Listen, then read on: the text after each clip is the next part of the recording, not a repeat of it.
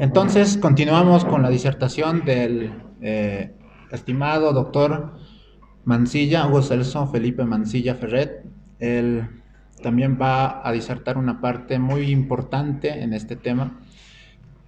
Estimado.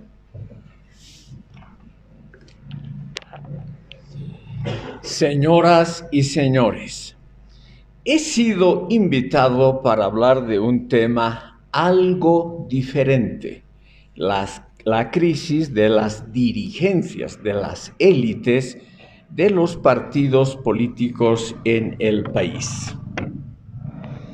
Crisis es un concepto usado inflacionariamente que lamentablemente explica muy poco sobre la realidad de cualquier régimen social y político. Por lo tanto, trataré de evitar ese tema de moda que realmente no contribuye a aclarar lo que realmente pasa en una sociedad.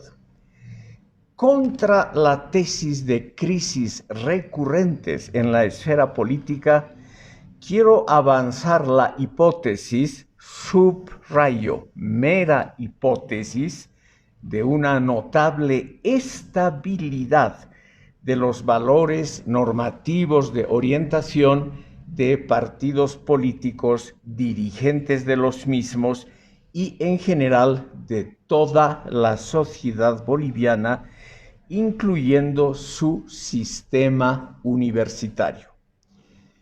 Pudiendo equivocarme, creo que la Universidad Boliviana constituye uno de esos elementos que preservan valores de orientación a lo largo de periodos temporales muy largos y que por ello puede ser calificada la Universidad Boliviana como una de las instituciones más conservadoras del país.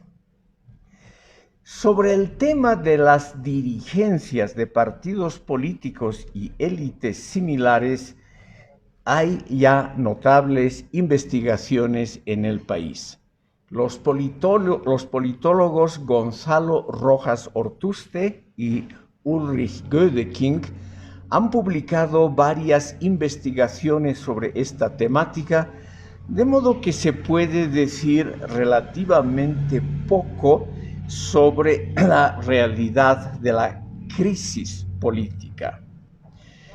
Bolivia constituye hoy una sociedad altamente compleja que no puede ser comprendida adecuadamente según esquemas simplistas tradicionales, como es el marxismo y tendencias similares que han sido empleadas durante largas décadas en este país y en esta carrera, sin que los estudiantes hayan tenido la oportunidad de escuchar opciones alternativas. Se puede afirmar la tesis de que la crisis político-partidaria como algo permanente está equivocada. Pero considerando los estudios acerca de la mentalidad colectiva en Bolivia, basados en encuestas públicas de alta representatividad, como las realizadas por en la institución cochabambina Ciudadanía, que jamás ha sido discutida en esta carrera, se puede aseverar que prevalecen todavía algunas pautas de comportamiento que tienen una larga vigencia temporal. Es decir, no constituyen una esencia indeleble, permanente, prácticamente metafísica de la realidad nacional, pero son valores y costumbres que pueden desaparecer en algún momento, pero cuando están vigentes realmente son muy importantes y decisivos para comprender la política boliviana de cada día. La principal característica de la misma es un autoritarismo muy resistente al cambio y el rechazo de un espíritu crítico y cuestionador de estos fundamentos. Todos los partidos políticos del país, sin ninguna excepción, han compartido esta mentalidad autoritaria y en el seno de los partidos políticos nunca, que yo sepa, surgieron disidencias importantes con respecto a los valores normativos de orientación, sí con respecto obviamente a los líderes o a políticas ocasionales del momento, pero los valores rectores de orientación han cambiado muy poco en este país y en el sistema universitario boliviano. Para provocar a ustedes, quiero mencionar un claro ejemplo. Hasta el actual gobierno, el principal beneficiario del pésimo funcionamiento del Poder Judicial, ha admitido que es necesaria alguna reforma modesta, obviamente, del sistema judicial, porque este sería uno de los déficits mayores del ordenamiento social boliviano. Pero aquí viene lo que quiero criticar de esta universidad y de esta carrera. Nunca se ha discutido en esta universidad y en esta carrera un tema típico politológico, un tema absolutamente normal en cualquier otro sistema social político.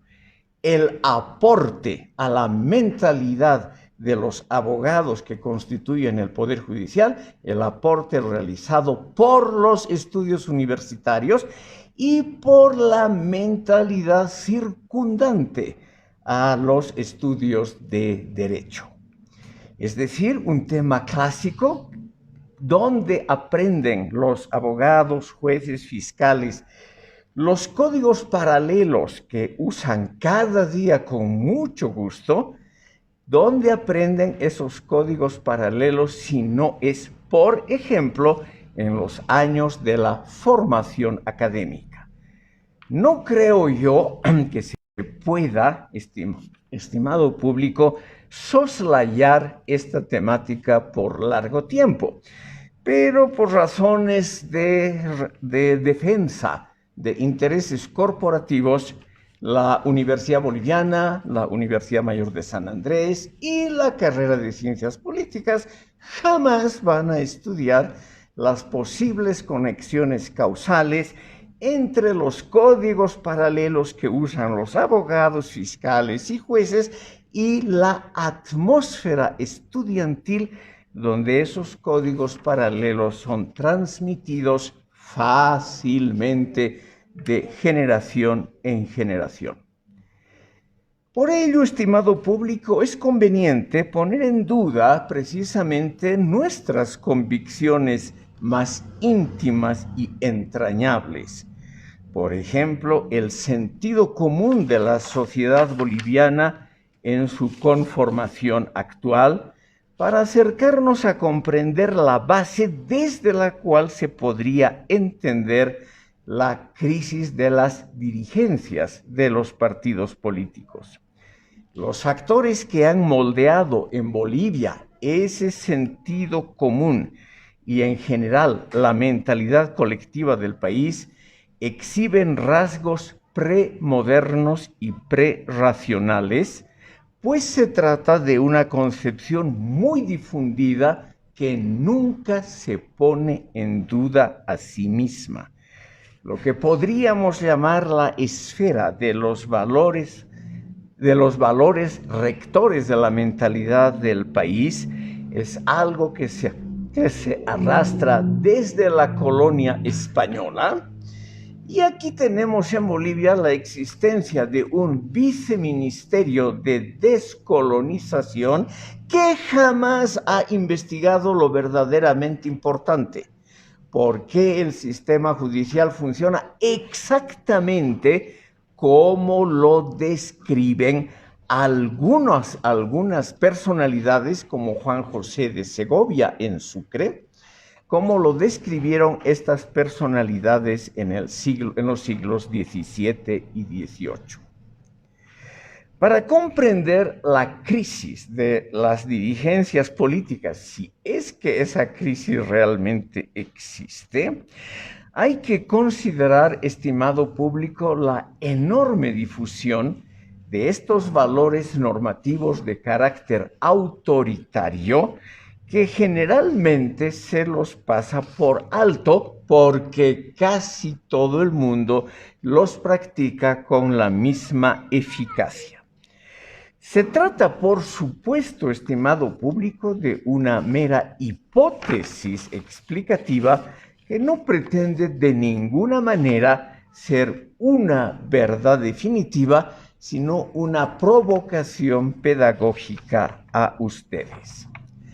Aquí, estimado público, para no aburrirlos, me parece conveniente intercalar una anécdota personal.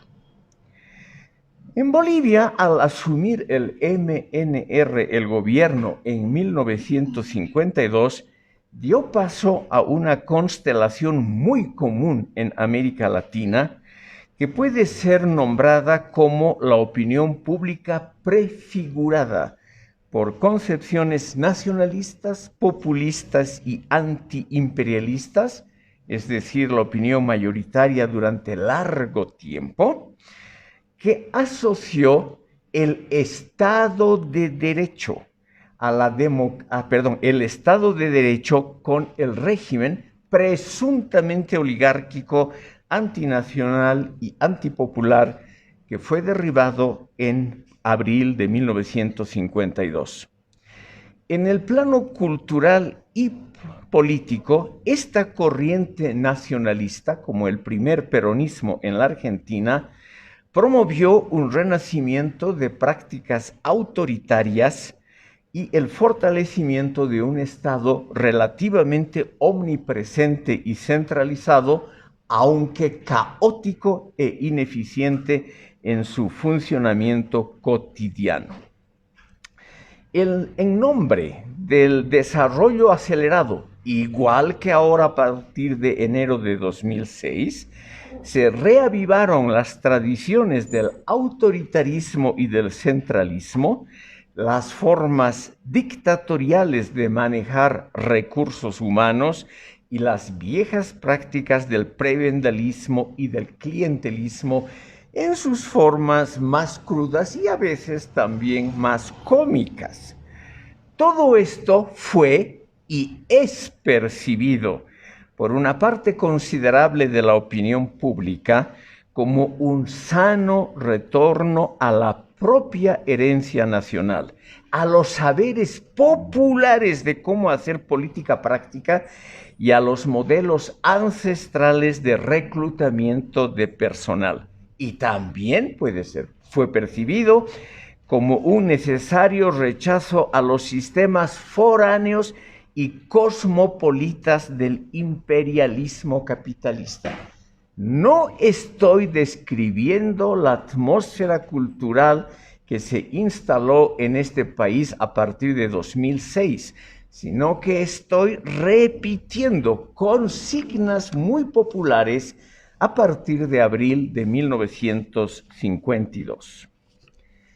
En varias oportunidades, a partir de 1985, el notable polígrafo Mariano Baptista Gumucio me llevó a una tertulia de miembros del movimiento nacionalista revolucionario cuyo centro indiscutido era Augusto Céspedes. En estas tertulias estaba la plana mayor de la intelectualidad del entonces MNR, como Gonzalo Sánchez de Lozada, Guillermo Bedregal, Manuel Frontaura Argandoña, Luis Antesana Ergueta y otras personalidades no tan conocidas. Augusto Céspedes vivía en un viejo caserón de la calle Socabaya, muy cerca de la Plaza Murillo. En estas veladas se consumían grandes cantidades de alcohol y se hablaba muy mal de los ausentes. Se podría afirmar que era el caso habitual de las tertulias literarias en el país, pero la diferencia residía en la calidad absoluta de los monólogos de Augusto Céspedes. Este último era el verdadero mago de las palabras, un conversador muy brillante, divertido e informativo, pero también cáustico y venenoso. En círculos culturales, lo debo admitir, resultaba un hombre encantador. Fue sin duda el mayor escritor de la llamada generación del Chaco y una de las máximas glorias de la literatura boliviana. Cuando yo lo conocí, Céspedes ya era un anciano distinguido.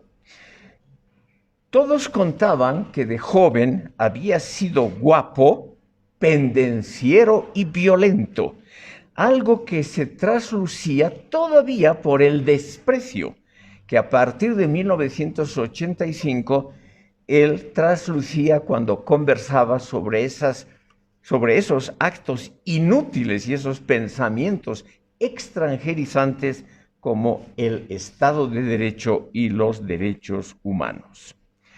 Los contertulianos de esas reuniones se acordaban de que Céspedes, en compañía de Carlos Montenegro, amedrentaba físicamente a los opositores y una vez llegó a ocupar un club social por la fuerza y sin ningún motivo serio, porque suponía vagamente que era un foco activo de la oposición burguesa. Un día me atreví a recordarle a Céspedes que un artículo suyo en el periódico La Calle de septiembre de 1939 había realizado una defensa intransigente de la dictadura. Céspedes decía: la dictadura es buena si es del pueblo. Obviamente, él era el que decidía si la dictadura era del pueblo o no. Céspedes no se molestó por mi reproche, y más bien él, en esto apoyado por todos los contertulianos, incluyendo a Gonzalo Sánchez de Lozada, decían que en esa época, en 1939, había que luchar contra la democracia formal, la gran aliada del capitalismo occidental, porque era el mayor enemigo de la patria nacional boliviana. En una velada siguiente yo me armé de valor y leí brevemente ante ese ilustre pero pequeño público algunos textos de La Calle de 1940, la mayoría escritos por Céspedes, en los cuales emergía el espíritu autoritario y anticosmopolita, exornado por tonos protofascistas y pronazis. Cito textualmente un artículo de Céspedes de 1940. El alma judía, proscrita y señalada por el dedo de Dios, busca su venganza y quiere que el mundo se ahogue en sangre. Los hijos invisibles del judaísmo capitalista, que estrangula a las naciones, se mueven incesantemente en las jóvenes repúblicas latinoamericanas, procurando su entrada en la guerra. Pero gracias a la providencia, estoy citando textualmente, gracias a la providencia, la Alemania de Hitler se libró de ella. Íntegro y patriótico, Adolf Hitler ha desbaratado los siniestros planes del pueblo judío para esclavizar a Alemania e Italia. Y así, estimado público, página tras página y año tras año en la calle, periódico muy bien escrito, ágil, inmensamente popular, pero lo importante es que todos los contertulianos, sin excepción alguna, creían que en ese momento de 1940 esa era la tónica de vida y la política adecuada. Lo que constituye el carácter conservador de los intelectuales bolivianos es lo siguiente. Céspedes, que es el representante máximo del autoritarismo con muy buen nivel literario, por eso lo he citado, afirmó que esas expresiones eran todavía válidas en el momento, o sea, 40 años después, porque había que atacar a los atisbos de cosmopolitismo que estaban en contra de la sana mentalidad y del sentido común popular. Todavía en 1985, Céspedes y sus amigos decían que había que evitar los vínculos con el extranjero, judíos, masones y gente de esa calaña que solamente habrían traído desgracias al país. Esto me pareció sorprendente porque Gonzalo Sánchez de Lozada ya parecía tener un peso muy importante en ese partido y parecía encarnar una corriente modernizante, democrática, abierta a la globalización mundial y favorable al Estado de Derecho y a los derechos humanos. Pero Céspedes, Sánchez de Lozada y todos los contertulianos creían firmemente que se podía combinar sin contradicciones un programa de enérgica modernización económica con la preservación de las tradiciones autoritarias del país. Entonces, estimado público, aquí estamos en el fondo con un fenómeno que me he permitido mencionar como la continuidad sorprendente de los valores de orientación en Bolivia, valores de orientación que son muy, muy populares también en todas las dirigencias de todos los partidos políticos del país. Los militantes más exitosos de los partidos políticos entonces, 1940 o 2022, los militantes más exitosos son probablemente aquellos que tienen como metas normativas la consecución de poder y dinero, y para quienes los objetivos ideológicos tienen un valor meramente instrumental. Todo esto no ha cambiado en Bolivia. Los expertos en los juegos estratégicos y en la praxis de la astucia irrestricta son aquellos que todavía tienen mucho que decir en la política práctica boliviana.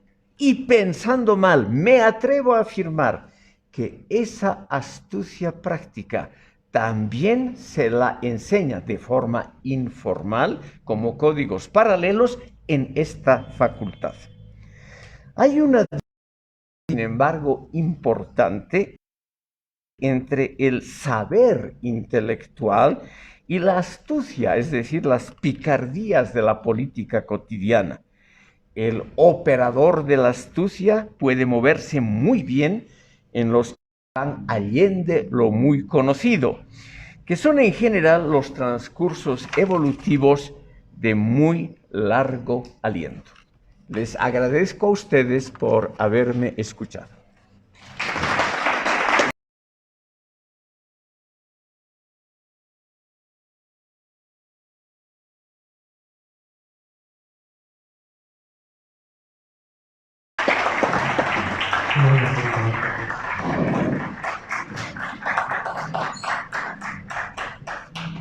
Bueno, buenas noches, muchísimas gracias por las disertaciones, me han reventado la cabeza. Esta es una pregunta más que nada para las autoridades de la universidad, agarrándome de lo que dice el profesor Mancilla.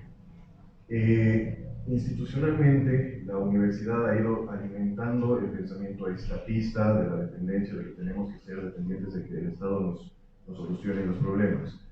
Y he visto mucha aversión a aperturar una escuela, digamos, de pensamiento un poco más liberal, y mucho del pensum que yo veo dentro de la universidad es marxista, ¿no? Se soporta en una teoría marxista de pensamiento.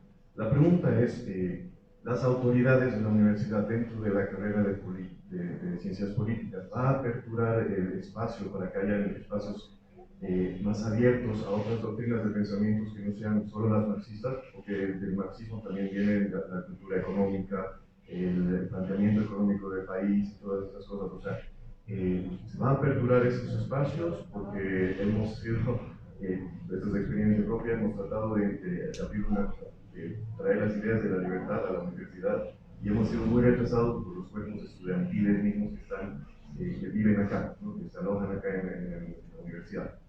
Entonces, esa es mi pregunta. ¿Las autoridades van a poder o van a considerar aperturar el espacio pedagógico a otras doctrinas de pensamiento que no sean marxistas? Gracias. Como no conozco el trasfondo de las dos primeras preguntas, me limitaré a decir algo sobre la tercera.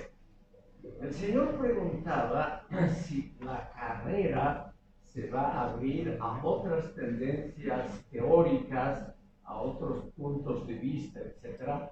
Eso es algo aleatorio, es decir, casual. Depende en ese momento cómo está la constelación de fuerzas, me imagino, dentro de la carrera.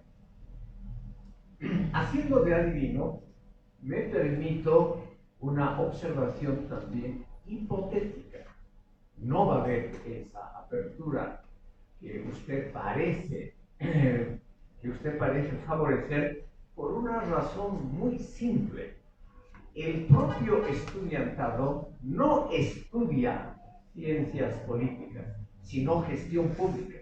La inmensa mayoría de los estudiantes, pudiendo equivocarme, no tienen el más remoto interés, me dirijo a ustedes, ni el más remoto interés por conocer la verdad. Lo que quieren es un instrumento para tener luego un puesto en la administración pública, un puesto relativamente bien pagado y que no exija esfuerzos intelectuales. Y por el lado de los profesores, con algunas notables excepciones, presiento que los profesores representan el sentido común de la sociedad, la mentalidad general autoritaria, conservadora, etcétera, etcétera, del país, y por lo tanto ellos no están interesados en la apertura que usted patrocina.